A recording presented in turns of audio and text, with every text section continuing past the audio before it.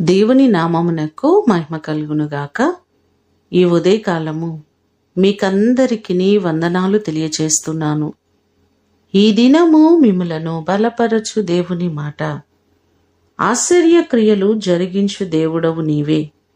కీర్తనలు 77వ కీర్తన 14వ చరణం. ఆసాపు భక్తుడు దేవుని యొక్క గొప్పతనాన్ని, ఆయన యొక్క ఔన్నత్యాన్ని ఈ భాగంలో వివరిస్తున్నాడు.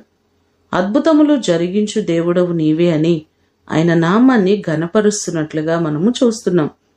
40వ కీర్తన 5వ చరణంలో కూడా చూస్తే దావీదు భక్తుడు అంటున్నారు, యెహోవా నా దేవా, నీవు మా ఎడల జరిగించిన ఆశ్చర్య క్రియలను, మా ఎడల మీకున్న తలంపులను బహు విస్తారములు.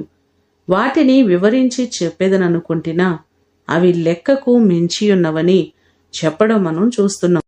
మన దేవుడు మనందరి జీవితంలో ఎన్నో కార్యాలను చేస్తూ, అద్భుతములు చేస్తూ ఇప్పటి వరకు నడిపించారు, ఇప్పటి వరకు క్షేమం ఇచ్చారు.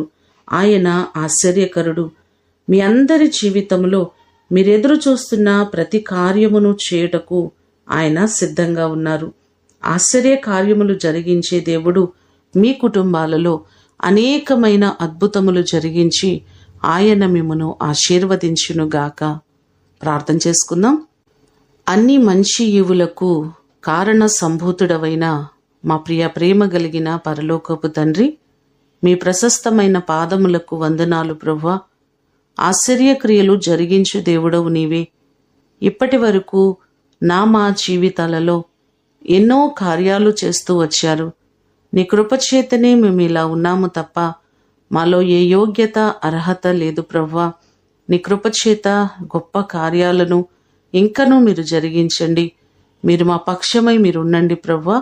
మా ప్రియులెల్లరినీ మీరు జ్ఞాపకం చేసుకుని ప్రతి వారికి మీరు మేలు చేయండి.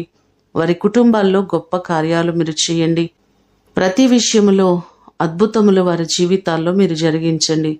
ఈ దినము కొరకు వందనాలు, కృతజ్ఞతలు తెలియచేస్తూ యేసు నామమును అడిగి వేడుకొని పొందియున్నాము తండ్రి.